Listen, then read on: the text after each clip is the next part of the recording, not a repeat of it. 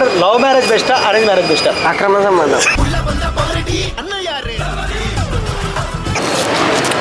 అబ్బాయిల heart weak అన్నగా bro, అందుకు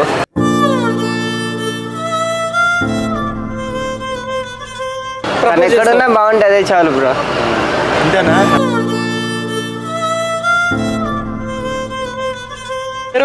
శంకర్. బ్రదర్, లవ్ మ్యారేజ్ బెస్టా అరేంజ్ మ్యారేజ్ బెస్టా? అక్రమ సంబంధం. అక్రమ సంబంధమా? ఎందుకట్లా? అంతే కదా బ్రో, మరి లవ్ చేయడం రిస్క్ వేయడం వలన అరేంజ్ చేసి రిస్క్ లో పడ్డం కన్నా అక్రమ సంబంధం బెటరే కదా. ఇప్పుడు బయట అక్రమ సంబంధం కూడా రిస్కే కదా. బట్ ఇదనేది నీకు నాకు మధ్య ఉంటుంది, ఇంకెవరి మధ్య ఉంటుంది కదా డిస్కషన్. అంతేనా? అంతే మరి.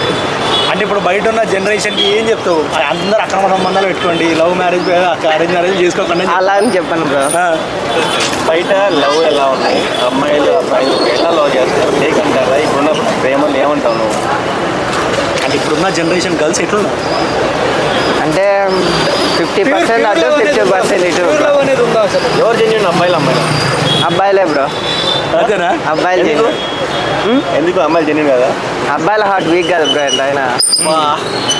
అమ్మాయి వాళ్ళే ఉంటారు, మా హార్ట్స్ వీక్, మేమే వీక్, అబ్బాయిలు మోసం చేస్తున్నారు. మన నువ్వేంది అబ్బాయిలు అయితే అబ్బాయిల హార్ట్ వీక్ బ్రో.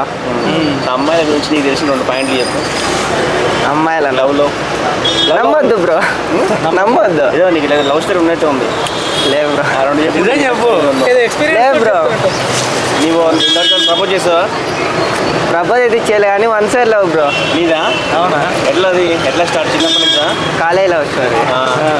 ఎట్లా ఉండేది? దాని గురించి రిప్లై ఇచ్చేది నీకు? లేదు బ్రో, నేను ప్రేమించింది తనకి చెప్పలేదు ఇంతవరకు. ఎందుకు చెప్పలేకపోయావు?